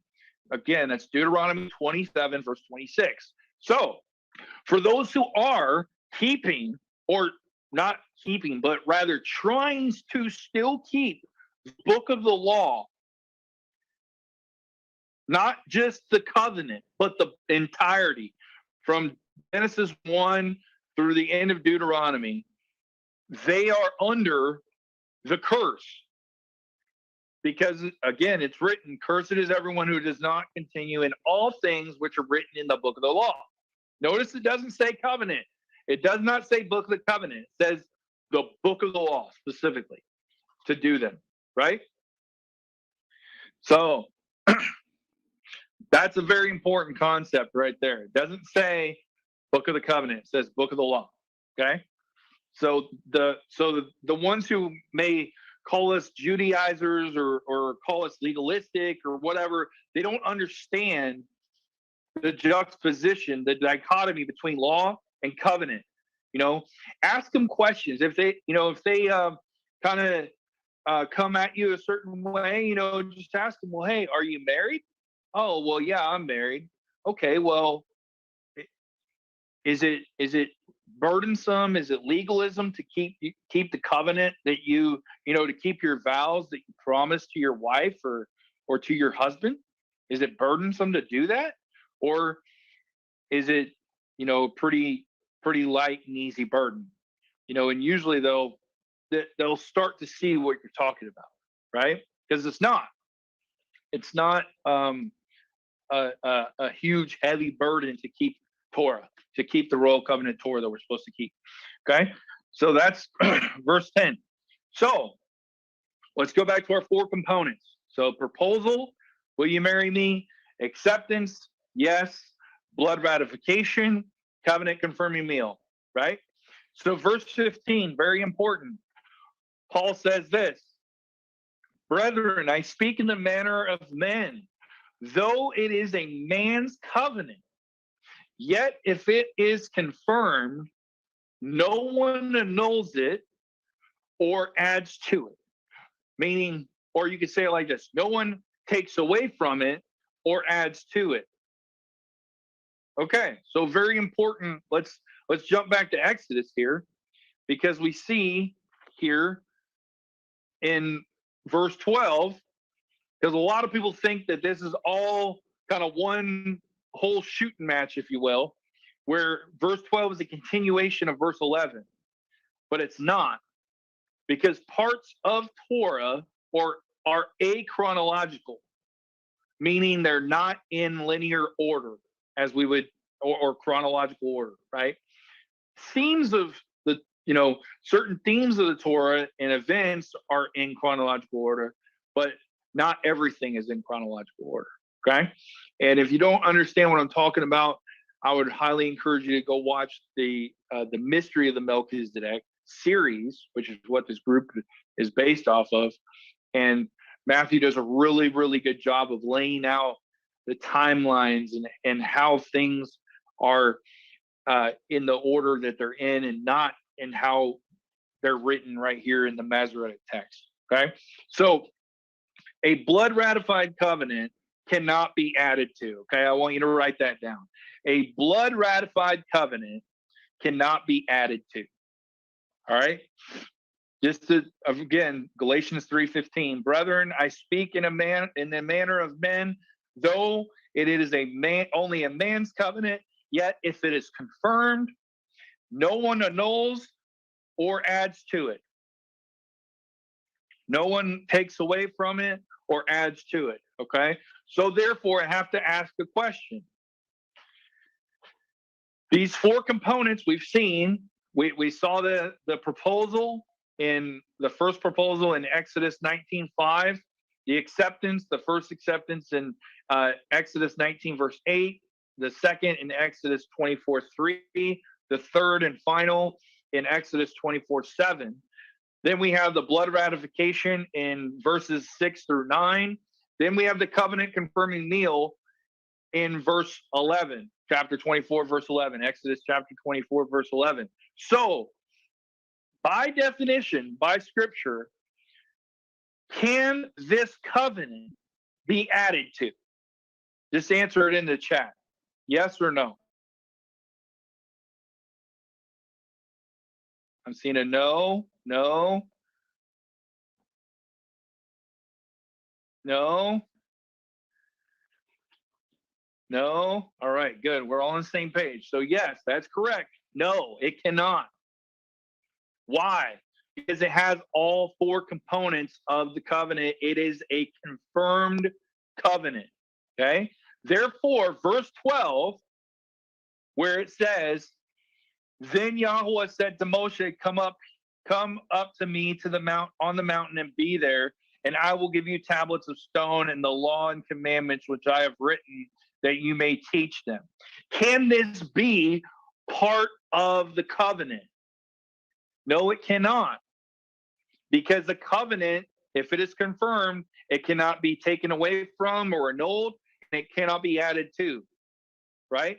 So what is happening here in verse 12 is this is actually, if you flipped over, you don't have to, but if you flipped over to Exodus 34, or wait, I'm sorry, Exodus 32, where the golden calf breach takes place, this is where the like, if you were to, I'm not saying to actually do this, but if you were to cut out your scriptures and like paste it there, that's where that belongs. It's after the golden calf breach, because that's when the book of the law was added. Again, if we go back to Galatians, which we're about to, Galatians 3, verse 19, it speaks to it. Okay. Give me a second here. Get back there. Oh, went too far. So we have a confirmed covenant. Okay. So Galatians 3, verse 19. Okay. The purpose of the law, the purpose of the book of the law. What purpose then does the law serve? It tells us right there what's the purpose. It was added because of transgressions. I have to ask the question, transgressions of what? Transgressions of the covenant. They broke the covenant at the golden calf right after they had accepted and been betrothed to Yahweh and set apart as kingdom of priests and a set apart nation. They said 3 times all that Yahweh has said we will do. Now, there's an impending change. What do I mean? Well, let's restart verse 19. What purpose then does the law, the book of the law, serve? It added because of transgressions. Till or until the seed. Now, in my scriptures, seed is capitalized. Is seed capitalized in your scriptures? Type it in the chat, yes or no. Until the seed should come to whom the promise was made, and it was appointed through the angels by the hand of a mediator. Okay? So the book of the law was for a season or a time, a space of time, a certain amount of allotted time. Okay? It wasn't there from the beginning.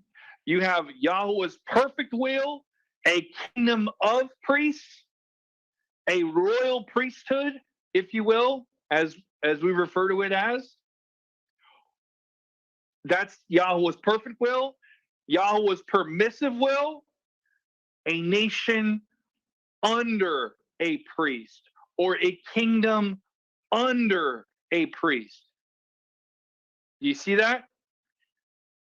Because, see, when in the New Jerusalem, or during the millennial, or whenever, and I'm not trying to get into when's the millennial reign and all that kind of stuff. Okay, forget all that. I'm just saying, when he sets wrong things right, the Torah, the royal covenant that James also speaks of, royal covenant Torah that James also speaks of in the book of James, will still go out from Zion.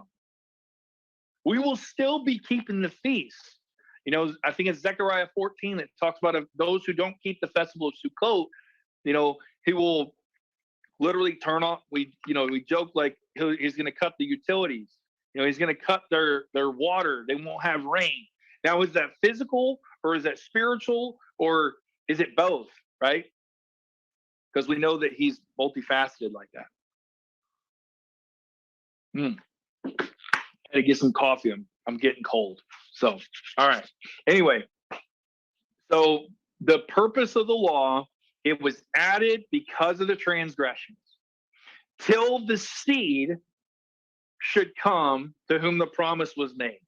Why is seed capitalized? Because it's talking about our Messiah. It's talking about Yahusha. It's talking about the seed of the woman, right? All the way back to Genesis 3:15.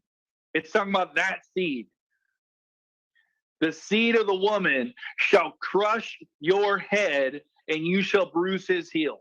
That's what seed we're talking about. Okay? So again, verse 24 tells us that therefore the law, or the book of the law, was a tutor or a schoolmaster to bring us to Mashiach, to Yahusha, that we might be justified by faith. Okay? This is why Yahusha was under the law. This is why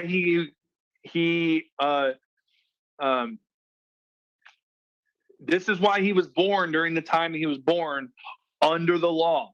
Why? Because he took the curse. Okay? This is what the mystery of Melchizedek is all about. Okay, it's understanding two foundational principles. Number one, that Yahweh sits at Yahweh's right hand. The plural ehad, right? That plurality of people, or the greater and the lesser. The Yahweh concealed, the Yahweh revealed. That's who did they eat with? Okay? Who did they have this covenant confirming meal with? It was Yahusha, the revealed Yahweh. Okay? So that's number one. That's one key component. The other key component is this, what we're talking about right here. Okay? Because Matthew talks about how there's one narrow path, right? Strive to find the narrow path. Matthew 7, verse 14. I think it's 13 and 14, and there's two ditches, right? There's the lawless ditch on the right. There's the ditch of, religion, Judaism, all that stuff, and the book of the law on the left. There's two ditches. And we've been on, some of us have been on both sides of them, right? So let's talk about the two ditches for a second, okay? So Christianity believes that all the law was nailed to the cross, right? That we don't have to be under they say, we're not under the law anymore, we're under grace, right? But so they acknowledge, okay? They acknowledge that there was a change of position, okay? That there was something that happened that changed the position from before the cross to after the cross. But they take it too far, because Paul literally says throughout his letters, do we abolish the law, through faith? No, we don't. Heaven forbid, right? So they don't understand what Paul understood, because if they did, they wouldn't say what they say. The pastors wouldn't preach what they preach, right? But Paul was a master at understanding the Melchizedek, which is why it's so important to understand this, because if you don't understand Melchizedek, if you don't understand that Yahweh sits at Yahweh's right hand, and you don't understand the difference or the dichotomy between covenant and law, then you will think that Paul is a false apostle. And if you don't believe me, come on my Facebook and I can show you people that he becomes a stumbling block. And once after he becomes a stumbling block, Paul becomes a stumbling block, then guess what else becomes a stumbling, or who else becomes a stumbling block? Yahusha. Because, whoa, what am I to do? Oh, maybe the whole New Testament is just a test. And, it was just, it's, what do they call it? Caesar's Messiah or whatever, and watch out. And what does Paul warn us about? He warns us about a great falling away, which we're seeing take place. He warns us about being swayed by every wind and wave of doctrine. And itching ears, he warns Timothy about, and all that stuff. So be careful. But this understanding, it's not just a deeper understanding. It is a deeper understanding. But this is actually salvational. And the reason I say that, because I know it's a pretty bold statement to make, like, whoa, it's salvational? Yes. And the reason why is this. If you don't understand that, okay, yes, the Trinity's pagan, but Yahweh sits at Yahweh's right hand, and that, Yahweh is the Father, but he's also the Son, then you're going to stumble over that. And there's people out there that teach you, oh, Yahusha was only a man. And well, then you're like, well, wait a minute. No man can redeem another man. So what do I do with Yahusha? Then read Isaiah, 43 and 45, and it says he's speaking to Israel through the prophet Isaiah, saying, I am Yahweh, I am your only Savior. And then you're like, well, what do I do with Yahusha? So you see how dangerous this can get. And I've seen it happen time and time and time again. People throwing out Paul, people throwing out the whole New Testament, people throwing out our Messiah. Why? Because they didn't heed the warnings. They didn't study to show themselves approved. They didn't rightly handle the word of truth, the word of Torah that 2 Timothy 2:15 talks about, right? So back to our two ditches. So you have lawless Christianity on the right, you have rabbinical Judaism on the left. Okay? So lawless Christianity, they acknowledge there's a change, but they take the change too far. They take it all the way back. No, he just did away with everything. We don't have to worry about that. But then I'm still confused why my pastor asked me to tithe if everything's been done away with, right? And I'm being funny, but you get what I'm saying. But then you have rabbinical Judaism, which, if you're following all the book of the law, you should be under the curses of the law. Because what we're saying when we're trying to follow all the book of the law is that there wasn't a change of position. That basically our Messiah did nothing for us. Except for the, maybe the eternal principles, the eternal change, or, dying for our sins, which he did die for our sins. Don't get me wrong. But the kingdom of heaven is now, right? He's the Elohim of the living, not of the dead. So if following the rabbinical Judaism, the ditch of rabbinical Judaism within the Messianic, within the Hebrew roots movement, and you're watching this video and you're like, oh, what is this all about? What is he talking about? I'm telling you that you are elevating the blood of bulls and goats, and you're saying that our Messiah's blood does not change our position. We're still under the law. But if we're under the law, then we're still under the curse of the law. But what Messiah did was this, what Yahusha did was this, is he paid the penalty. Okay? Verse 13, very important of Galatians 3. Messiah has redeemed us from the curse of the law, having become a curse for us. For it is written, cursed is everyone who hangs upon a tree. Again, Deuteronomy 20, 1 verse 23. So he became that curse. He paid the penalty. He paid the death penalty, because what does Hebrews say? Without the shedding of blood, there's no remission of sin. So he came once and for all to die for the sins of many, just like it talks about. Okay? So the narrow path that leads to life that few will find is within the covenant. It's within the dichotomy of understanding this principle that no, we're not lawless.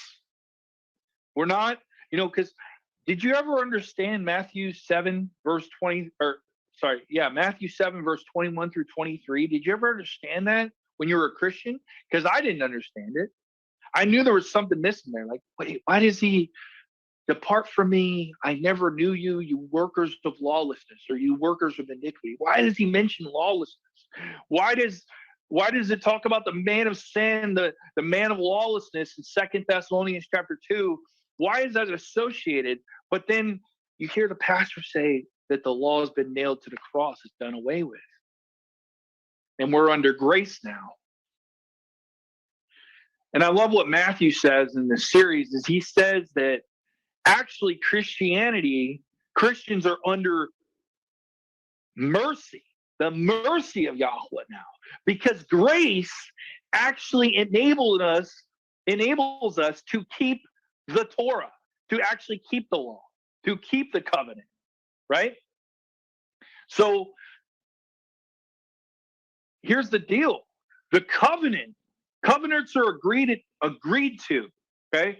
Second bullet point I want you to write down is covenants are agreed to, okay? Proposal, will you marry me? Acceptance, yes, I will. Or all that Yahweh said we will do. So they agreed to this. They agreed to the terms of the covenant, okay?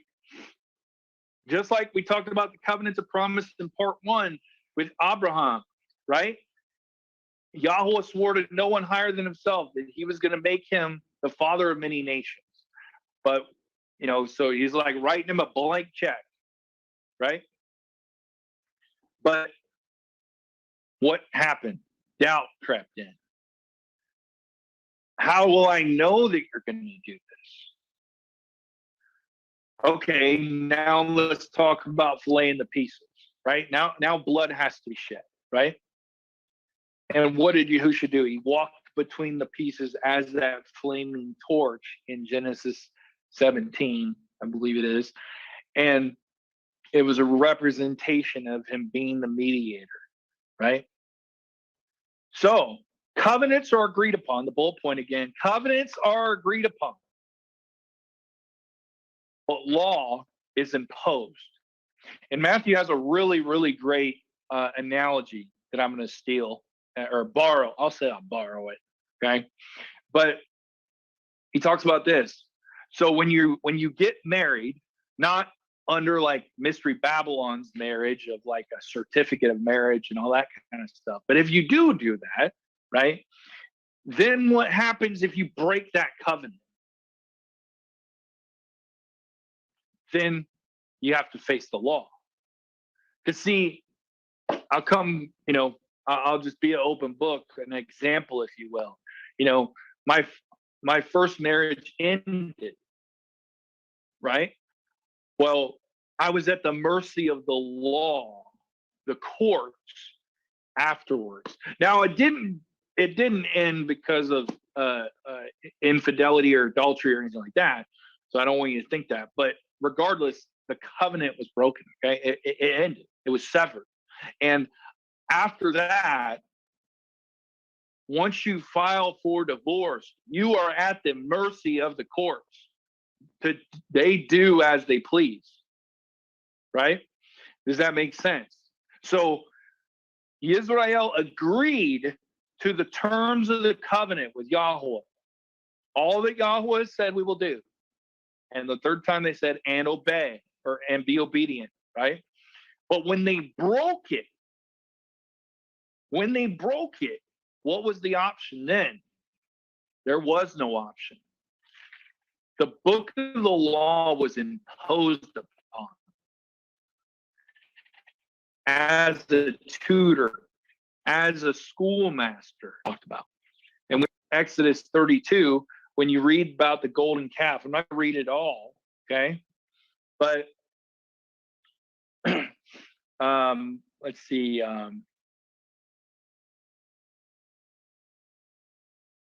Verse 10 says, or verse 9, start at verse 9. So it says, Yahweh, Exodus 32, verse 9.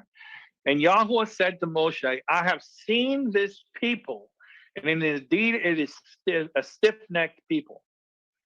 Now, therefore, let me alone, that my wrath may burn hot against them, and I may consume them, and I will make of you, speaking to Moshe, a great nation. Then Moshe pleaded with Yahweh, his Elohim, and said, Yahweh, why does your wrath burn hot against your people, of whom you have brought out of the land of Mitzrayim with great power and a mighty hand? Why should the Egyptians speak and say, he brought them out to harm them and to kill them in the mountains and to consume them from the face of the earth? Turn from your fierce wrath and relent from this harm to your people. Remember Abraham, Isaac, and Jacob, your servants, to whom you swore by your own self. Remember, Yahweh swore to no one higher than himself, and said to them, I will multiply your descendants as the stars of the heaven, and all this land, and I've spoken of, I give to your descendants, and they shall inherit it forever. So Yahweh relented from the harm which he had said he would do to his people. And Moshe turned and went down from the mountain, right? And then what happened? The book of the law was added. Did Israel agree to the book of the law? Nope. They were never given the option. It was imposed upon them as a schoolmaster, as the permissive will of Yahweh. And what happened? Their change of position happened. They went from a kingdom of priests to now a kingdom under a priest.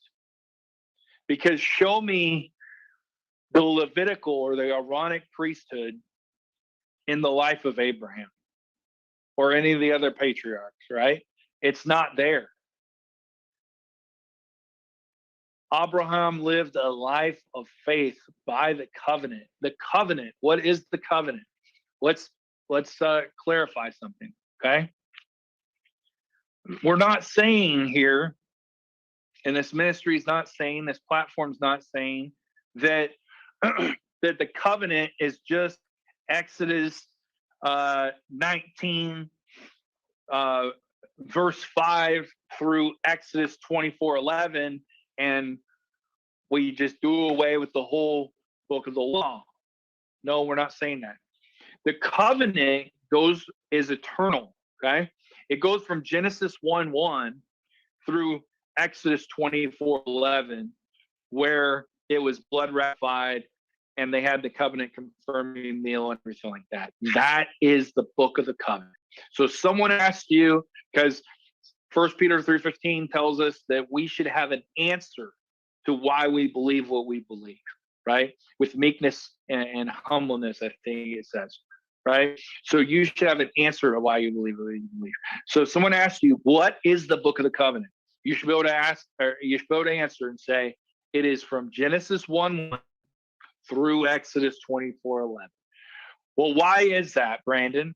Well, because the four components of a covenant that we just went through, the proposal, the acceptance, the blood ratification, and the covenant confirming meal, all four components are there. Okay, well, what does that have to do with anything? Well, Galatians 3:15 tells us that a covenant, even if it is a man's, cannot be added to or cannot be taken away from or added to. So therefore, the covenant, the book of the covenant, cannot be added to. So verse 12 cannot be, and on, cannot be part of the covenant, right?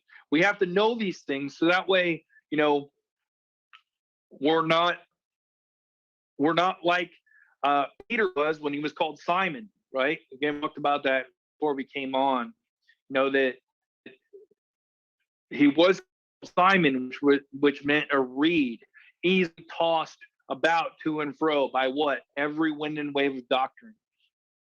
I easily swayed. Oh, I used to be a lawless Christian, and now I came over here, a messianic Hebrew roots and all that stuff. And now, yeah, I think I'm going to check out this Torah to the tribes. That sounds kind of cool. And, you know, that Melchizedek priesthood. Oh, yeah, that makes sense. And but you're not, if you don't get rooted and grounded and firm that, and you have that name change from Simon to Kepha, or from Simon to Peter, where you go from the reed to the rock, and you're not rooted and grounded in what you believe, and you know deep down, this is why I believe what I believe, and can give that answer, then you can be easily knocked off.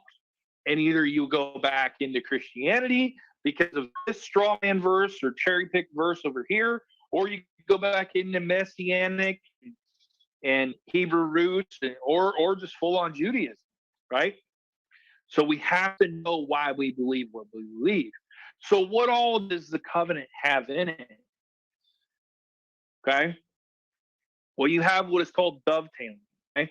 An example of dovetailing that I can easily come up with for you is that in Genesis 7, Noah is given the instruction of 2 pairs of unclean animals and 7 pairs of clean animals. So even Noah knew clean from unclean animals. All right. So it's mentioned within the covenant. Again, the covenant goes from Genesis 1:1 through the Exodus 24:11. Okay. But the dovetailing is this: it's where something is mentioned or referenced to in the covenant, like the dietary requirements. Okay. But then further explained, because what is the book of the law? What was the purpose? It was a tutor. It was a schoolmaster. It was to teach us. It was to bring us to Mashiach, right? Because, again, what did we talk about in this today's Torah portion in John chapter 1, verse 41 through 45, or through 51? What did they say? We have found the Messiah, the one Moshe talked about in the Torah. Yahushua didn't do away with the Torah. He became the living Torah. He didn't become it. He is the living Torah, right? He's the Aleph Tav. But he is the Word, the Dabar, the Word made flesh and dwelt among us, tabernacled among us, Sukkot among us, okay? He didn't do away with the Torah, right? But he is the living Torah. The Torah spoke of him. Okay. So that's an example where Genesis 7 in the covenant, it's mentioned, right?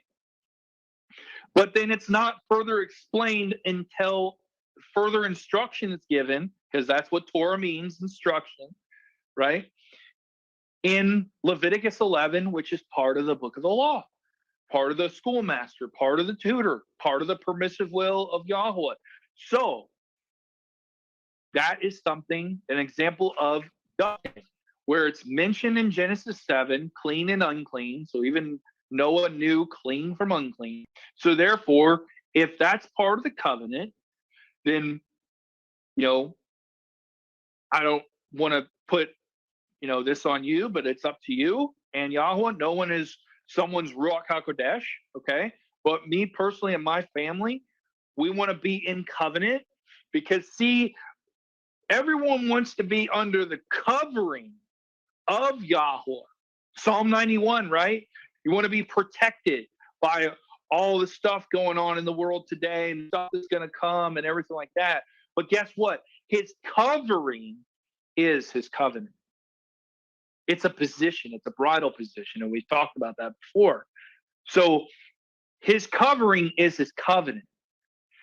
Remember, John 15, no longer do I call you friend or servant, for a servant doesn't know what his master's doing, but if you keep my commandments, then you shall be called my friend. Abraham wasn't the friend of Elohim just because he picked a name out of the hat and said, Abraham, you're going to be my friend. No, he was his friend because he kept the covenant. Does that make sense? He kept the promises, or he kept the covenant. He kept the commandments. All right. The commandments they were written down at Mount Sinai. The book of the covenant was written down at Mount Sinai, which is why Moshe took the book of the covenant and sprinkled the blood on it and the people. Where did the book of the covenant come from? Moshe writing it down, all the words. Okay?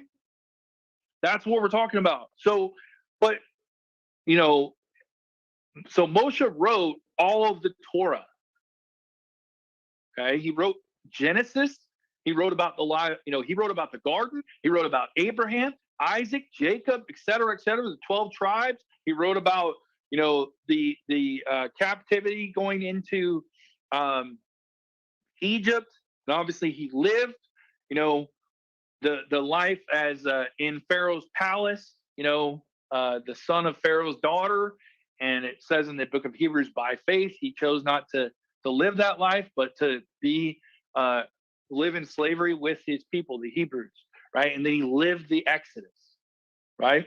And then what happens? He writes down the covenant, okay? But the covenant existed already. Because, if you go down through the lineage, all that lineage from Adam to Abraham and all that stuff, they told it to them. They told it to their sons and daughters, probably around campfires and things like that, right? But it was written down at Mount Sinai, okay? But it still existed already. Because like I said, the Torah is eternal. Yahusha is the living Torah, right? So, and maybe we'll do, excuse me, running out of voice here, and maybe we'll do a deeper study into some of these examples of the dovetailing. But we don't, all scripture, the Apostle Paul says, is beneficial, right? And for edification and correction and all that stuff. I don't have the exact verse, I apologize, but you know what I'm talking about, right? So it's not like we're doing, from Exodus 24:12 on through the Deuteronomy, we're just going to do away with all that. No, that's not what Torah to the tribes does. That's not what we believe in. That's not what Matthew teaches at all. And that's a misconception or a misunderstanding of what it means to follow the book of the covenant. There are many things within the book of the covenant which are mentioned or referenced to that are later expounded upon within the law. And an easy example of that is the dietary requirements. So really, what we do is we keep the Shabbat, okay? We keep the commandments of Yahweh. We keep the feast, okay? We keep the dietary requirements, and we have the testimony of Yahusha, okay? That's what we do. It's really simple. His yoke is easy. His burden is light, and don't let, some, persons come and, if you're a baby ewe lamb out there and you're watching this and you're trying to decide like where do I fall into place and everything like this, don't let someone bring a heavy chain after coming out of lawlessness and you're coming into Torah, you're investigating the feast and the Shabbat and everything like that. Don't let someone come and put a heavy chain, a heavy yoke upon your neck of the entire book of the law. Because again, they're not acknowledging the change in law and the change in priesthood that our Messiah talked about in the book of Hebrews, because it's not the blood of bulls and goats that he ever desired. He desired obedience, right? He desires obedience greater than sacrifice. So anyway, in closing, Yahweh will bless you and keep you, make his face shine upon you, lift up his countenance towards you, and give you peace. Shalom.